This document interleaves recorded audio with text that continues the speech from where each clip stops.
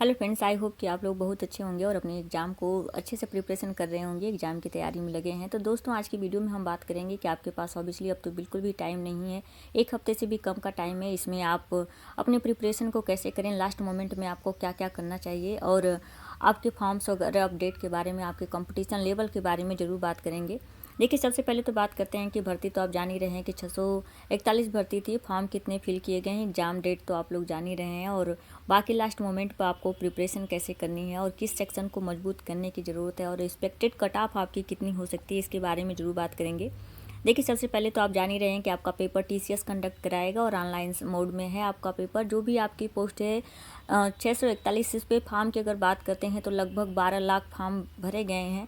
तो आप 12 लाख पे बिल्कुल भी कंसंट्रेट मत होइए, आप अपने एग्ज़ाम को अच्छे से प्रिपरेशन करिए। आपका आपका एग्ज़ाम और आपको एक सीट से मतलब है, 12 लाख स्टूडेंट हैं तो कोई बात नहीं, आप अपने कंपटीशन को ज़रूर अपने आप से कम्पीट करिए और उसको मजबूत बनाए रखिए। और एग्ज़ाम तो आपका ऑब्वियसली बहुत लोगों को 28 फरवरी से ही स्टार्ट हो गया होगा, उनके लिए थोड़ा सा हेडेक है क्योंकि पेपर का लेवल पहले दिन में होता है तो समझ में नहीं आता है कैसे आएगा कैसे नहीं आएगा। और एग्ज़ाम पैटर्न तो आप जाने हैं कि 90 मिनट है आपके पास और 4 सेक्शन को कंप्लीट करना होता है। देखिए, और उसके बाद करते हैं कि जो सेक्शन पर आपको मोस्टली सबसे ज़्यादा इंपॉर्टेंट सेक्शन है इस वीडियो का, कि अगर आप मैथ के स्टूडेंट हैं और कितना कितना वेटेज आपको देना है, किस तरह से इस एग्ज़ाम को आप क्रैक कर सकते हैं, इतने कम टाइम में आपको क्या करना चाहिए। देखिए, सबसे पहले तो जो मैथ वाले स्टूडेंट हैं उनको मैथ बिल्कुल नहीं छूना है। आपकी मैथ अच्छी है, ऑब्वियसली जितनी भी मैथ आएगी आप कर ले जाएंगे। तो मैथ पे आप ये नहीं कि फिर से पूरे मैथ को रिवीजन करें, उसमें मैथ में टाइम आप बिल्कुल नहीं देना है। आपका जो चीज़ नहीं है, क्योंकि आप 30% स्टूडेंट से वैसे ही भी आगे हो जाते हैं, क्योंकि बहुत लोगों का मैथ सेक्शन बहुत ज़्यादा वीक होता है। तो इस वजह से आपको मैथ बिल्कुल भी प्रिपेयर नहीं करना है। मैथ के अलावा आप अदर सेक्शन को आप वरीयता दीजिए, जैसे आपका सोशल साइंस हो गया, साइंस हो गया, जीके हो गया, इस पर आपको ज़्यादा से ज़्यादा फोकस करना है, ताकि आप क्या, क्योंकि जो जिनका मैथ वीक है थोड़ा, तो उनका ए वाला सेक्शन उनका ज़रूर स्ट्रांग होता है। और जिन बच्चों का मैथ वीक है तो आप लास्ट मोमेंट में मैथ को सीख भी नहीं सकते हैं, तो इतना हेडक पालने की आपको ज़रूरत नहीं है। जितने भी प्रीवियस ईयर के पेपर हैं, आपके जितने भी प्रीवियस ईयर के पेपर हैं उनको आप ज़रूर सॉल्व करके करिए, ताकि आपको एक बेस पता चल जाए कि किस किस टॉपिक से फाइनली आने वाला है पेपर। तो उस टॉपिक का क्या करिए, उससे रिलेटेड कम से कम यूट्यूब पे ही वीडियो देख लीजिए कि अच्छा इस टॉपिक में ऐसे होता है, और उससे रिलेटेड 2-4 क्वेश्चन कर लेंगे तो हो सकता है कि कोई भी क्वेश्चन आए उस टॉपिक से रिलेटेड तो आप कर ले जाएं। तो बस केवल प्रीवियस ईयर आपको मैथ में सॉल्व करना है जिनकी मैथ वीक है, और बाकी आपको 3 सेक्शन तो पूरा आपका प्लस पॉइंट होना चाहिए, यानी कि साइंस और एसएसटी यानी कि सोशल साइंस से तो बिल्कुल भी क्वेश्चन नहीं छूटना चाहिए। इसका आप मोर देन मोर रिविजन करेंगे तो आपका सिलेक्शन कहीं ना कहीं इस पर बेसिस होता है। और खासतौर से सोशल साइंस का देखिए कुछ लिमिटेड सिलेबस है, अगर उसको बार बार रिवीजन करते हैं, जो भी वीडियो या जो भी नोट्स अभी तक आपने फॉलो किया उसी को रिवीजन करिए, कोई अदर वीडियो ना देखिए ना कोई अदर नोट्स फॉलो करिए।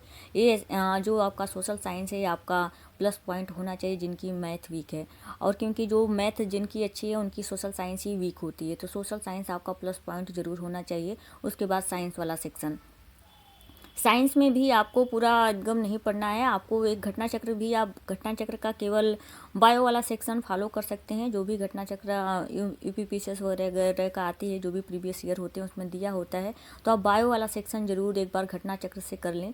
और उसके बाद बाकी आप लूसेंट का जो भी पीछे वाला सेक्शन दिया है, वन लाइनर वाले हैं, उनको आप पढ़ सकते हैं, ताकि आपके साइंस जो भी क्वेश्चन हो छूटे नहीं।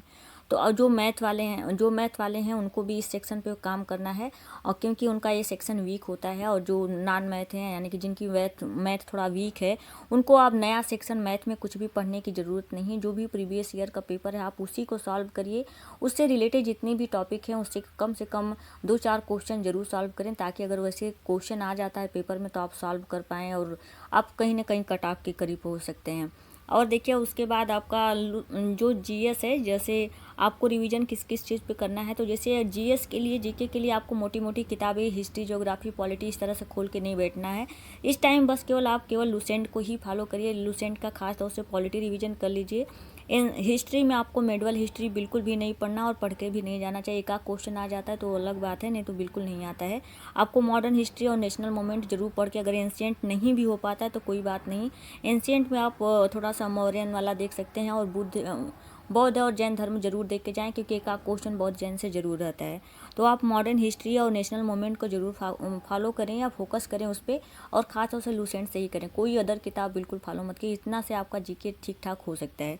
उसके बाद आपका ज्योग्राफी वाला सेक्शन है लुसेंट का ही फॉलो करिए। इकोनॉमिक्स आपको फॉलो करने की बिल्कुल ज़रूरत नहीं, क्योंकि वो लेटेस्ट आप तो करंट अफेयर थोड़ा बहुत ध्यान दे ही रहे होंगे, उसको में आ जाएगा। और बाकी आप साइंस का क्वेश्चन कर सकते हैं। तो ये रही आपकी स्ट्रेटेजी। जो मैथ वाले स्टूडेंट हैं उनको ऐसे सोशल साइंस पर बहुत ज़्यादा वर्क करना है, थोड़ा सा रिविजन कर सकते हैं। अब तो आपका जो चीज़ बेस्ट है उसको बेस्ट बनाए रहिए, और बाकी जो चीज़ें नहीं, जैसे आप साइंस पर फोकस कर सकते हैं, अपना जीके अच्छा कर सकते हैं, तो इस पर ज़रूर करें। और जो जिनकी मैथ वीक है उनका दो चीज़ ज़रूर स्ट्रांग होना चाहिए, साइंस और सोशल साइंस, उस पर ज़रूर पकड़ मजबूत बनाए रहें, ताकि जो मैथ वाले अच्छे स्टूडेंट हैं आप उनको कम्पीट कर सकते हैं इस मामले में।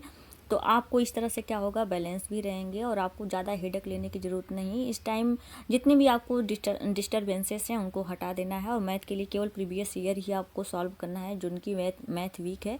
और आपको उस टॉपिक से थोड़ा सा प्रैक्टिस कर लेना है, कि जैसे इस क्वेश्चन से आया था, अच्छा प्रीवियस ईयर में से एक दो क्वेश्चन जरूर प्रैक्टिस कर लीजिए। लास्ट मोमेंट का प्रैक्टिस आपको शायद 2-4 नंबर जरूर इम्प्रूव करेगा आपका, तो इसलिए आपको ये करना है मैथ में। और जो आप देखिए कट ऑफ की बात है कि लगभग कितना क्वेश्चन करना चाहिए, तो देखिए एक साइकोलॉजिकल फैक्ट है कि अगर आप एग्जाम से पहले कट ऑफ देख लेते हैं, किसी की भी मान लेते हैं वीडियो देख लेते हैं या कुछ देख लेते हैं, कोई बता दिया कि ठीक है भैया आप 88 या 80+ अगर क्वेश्चन आप अटेंड कर लेते हैं तो आप सेफ रहेंगे। लेकिन एक साइकोलॉजिकल रीज़न होता है कि अगर आप एग्ज़ाम से पहले कट ऑफ का एजम्पशन कर लेते हैं तो लगभग 80% चांस कम हो जाते हैं आपके सिलेक्शन होने का। ये साइकोलॉजिकल रीज़न है, फैक्ट है, आप कहीं भी जाके इसको मतलब एक स्टूडेंट पे सर्वे है कि अगर लगभग आप एग्ज़ाम से पहले देख लेते हैं कट ऑफ को, तो आपका सिलेक्शन का 80% चांस कम हो जाता है कि आप कट ऑफ को क्वालिफाई कर पाएंगे। उसका रीज़न क्या क्या होता है, देखिए कि आप जितने भी मार्क्स, या मान लेते हैं कि हमने कह दिया कि 80+ आप पा जाएंगे तो आप सेलेक्टेड हैं, तो क्या होगा कि आपके जो भी क्वेश्चन 80+ क्वेश्चन अगर आपका बनने लगेगा, तो जो भी क्वेश्चन थोड़ा बहुत ध्यान देने से आपका बन सकता था, जैसे थोड़ा सा भी ध्यान से उसको पढ़ते हैं, थोड़ा सा सोचते हैं, तो शायद क्वेश्चन का आंसर आपको आ जाता। लेकिन आपके मन में पहले से ही कि अरे इतना क्वेश्चन पे तो मेरा सिलेक्शन हो जाएगा, आप उस क्वेश्चन पे बिल्कुल भी दिमाग नहीं लगाएंगे और उसको छोड़ देंगे ऑब्वियसली। तो इस वजह से हमारा माइंड भी क्या होता है कि जितना आप कट ऑफ एग्जाम कर लेते हैं पहले, उतना को ही क्या करता है वो सॉल्व करता है। फिर अगर जैसे ही एक्स्ट्रा आता है तो कहता है कितने में तो सिलेक्शन हो जाएगा, अब करने की जरूरत, खुद ही आपको दिमाग अपना आपका रीजन देने लगता है।